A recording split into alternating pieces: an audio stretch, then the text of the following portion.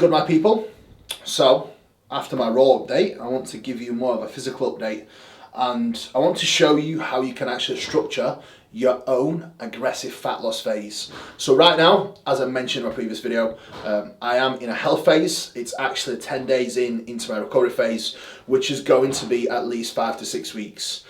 So again, the biggest thing for me the past 2 years has been refining my actual approach and showing all of you guys that you can also do it and be very sensible and calculated with your own approach and be a lot smarter with your choices when it comes to longevity and staying healthy. That's what I'm quite big on. And despite all this, I still have managed to make some decent progress. So I got to pretty much my peak of off-season weight.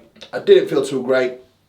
I felt like, you know, the progress was there, but it wasn't quite the same. So I thought, right, that's the ideal time to go into actual recovery phase after 16 weeks of trying to push up, trying to push forward. So, how to set up an aggressive fat loss phase? First and foremost, in order for you to be able to set up an aggressive fat loss phase, you must execute an off-season first. So unless your calories are high enough to warrant an aggressive fat loss phase / mini cut, whatever you want to call it. The reason why I'm calling it aggressive fat loss phase because the approach is not a mini cut. A mini cut takes 6-7 weeks potentially. Aggressive fat loss phase will only take 4 weeks, and for someone of my size, my body weight, coming down from 267, I would aim to get down to like 245, which is 23 pounds. And I could definitely do that pretty easily. And still be able to retain most of my strength and not lose any tissue. The reason why you can get away with doing that, to begin with, is when you have higher body fat, when you have a lot more weight, initially you can always get away with a larger rate of loss. This is why your preparation for contest prep should always start with an aggressive approach out of the gate, because initially the likelihood of losing muscle is very slim, because even when you take more of an aggressive approach, your food is still going to be relatively high, so your performance will still be there to facilitate muscle retention and facilitate you still being able to perform well in the gym with the food that you're currently eating.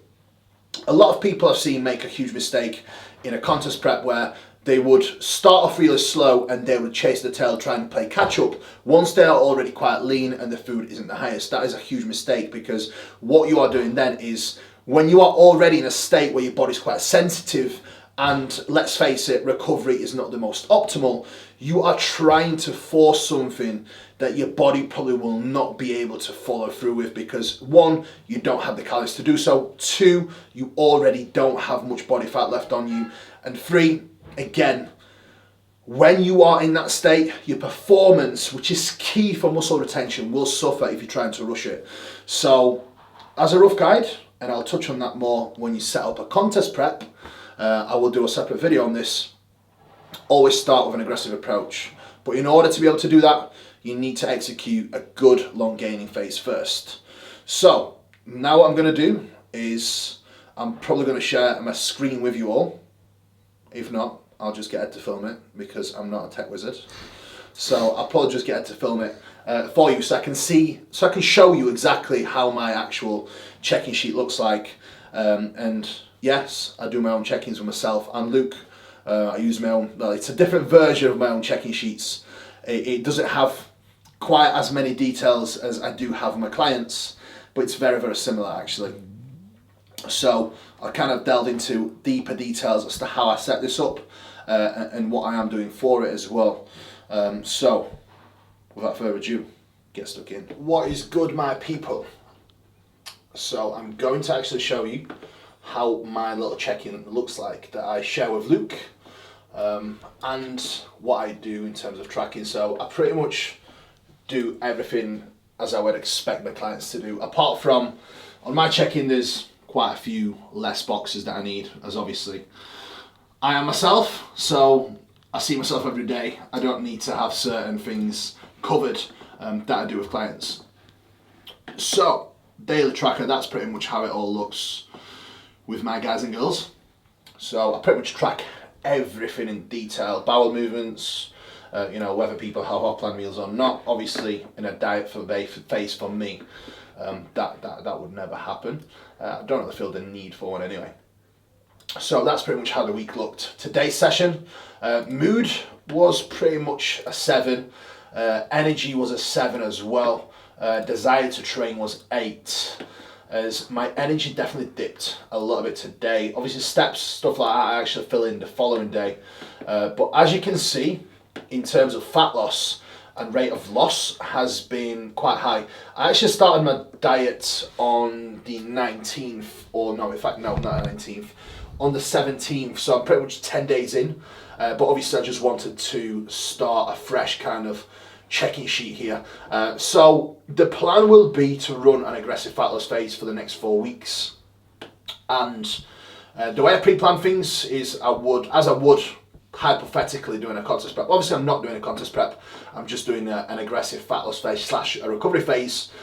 So that's pretty much how I plan things. But what I'm showing you here is pretty much the metrics that I track on a daily basis and how an aggressive fat loss phase looks like from a rate of loss perspective. So as you can see, it's quite harsh in terms of losing weight and body fat here. But as I explained in the video, you can get away with doing so. To begin with, if you was to start a contest prep, or if you was to start just an aggressive fat loss phase, that is always my preferred approach in an off-season. I don't really like doing mini cuts anymore because in an off-season setting, you don't really want to waste time in a deficit when you know you can get the job done pretty damn fast. So moving forward, that's pretty much my check-in that I cover with myself and Luke. I share that obviously with Luke so he can see what's going on. Body weight tracker, that's how it looks from this perspective. But what I want to show you is pretty much where I started in terms of calories and where we are now. So this was my start point with calories. On my training day, it was 5,287 calories, protein 356, carbohydrates 822, fats 71. On rest day, 4,787 calories, 363 grams protein, 624 grams of carbohydrates, 89 fats. That was pretty much the setup. The food was going in incredibly comfortably. I was not comfortable. I wasn't even bloated. I wasn't too fat. My condition was still very much respectable. Arguably around 35 to 40 pounds off from being in legit condition.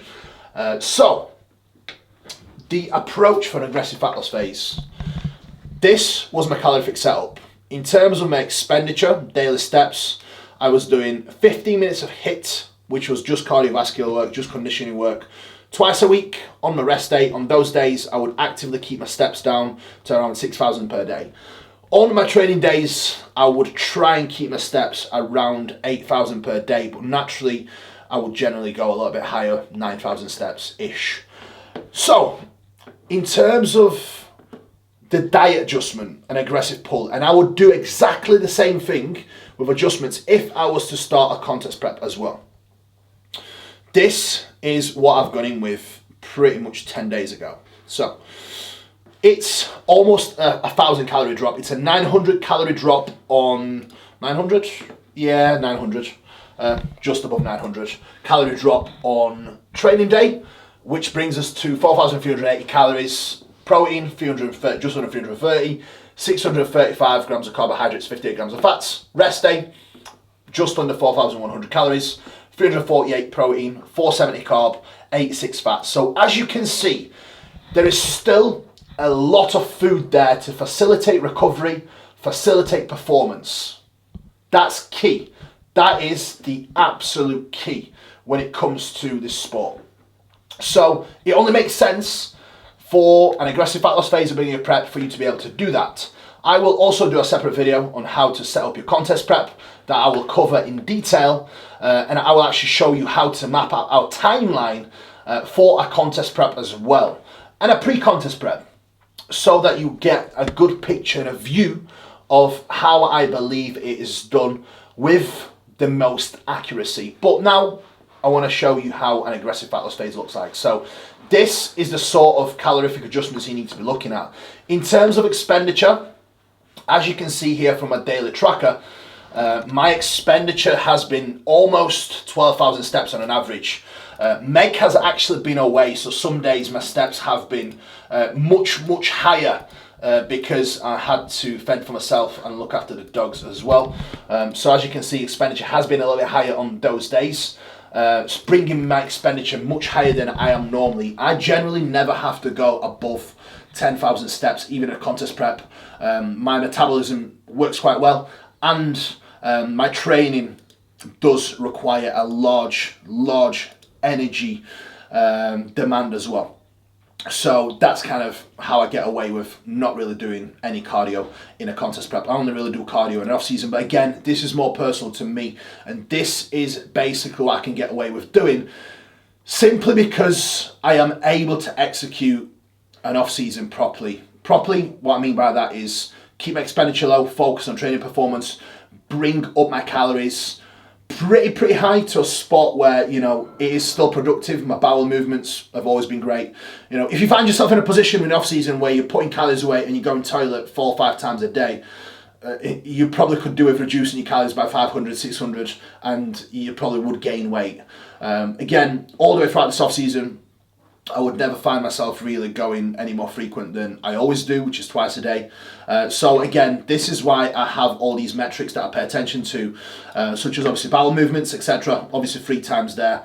That was just the days where I was a little bit more active and had a bit more caffeine, so that will explain the extra bowel movement. But generally, it's always 2 bowel movements per day, sometimes even 1. So that's pretty much how the setup looks. As you can see, obviously sleep is being prioritised here along with routine. The reason few late nights, normally I'm in bed no later than 8:30. It was simply down to Meg just being away and me being off of routine. So that will get rectified this week, which puts me in a much more productive position all around.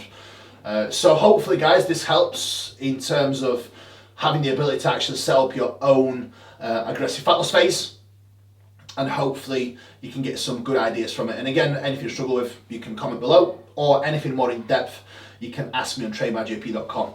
But for now, I'll kind of shut this away and I will wrap up the remainder of the video for y'all. Oh, Jesus Christ. That has actually left me sweating, covering everything for you all. So that's pretty much how I structure these phases. The main most important factor for me right now is performance retention.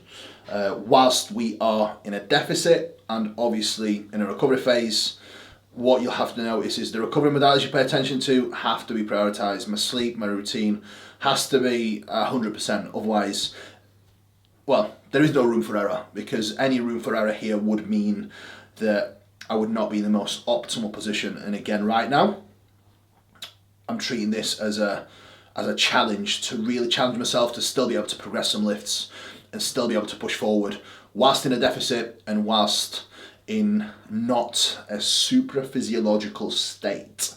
If you know, you know. So guys, I hope this helps. Like I said, with all these videos, I do try and provide some value for you every single time you watch this. So thank you so much for watching. A little bit of a preview and a sneaky preview of Trained by JP clothing.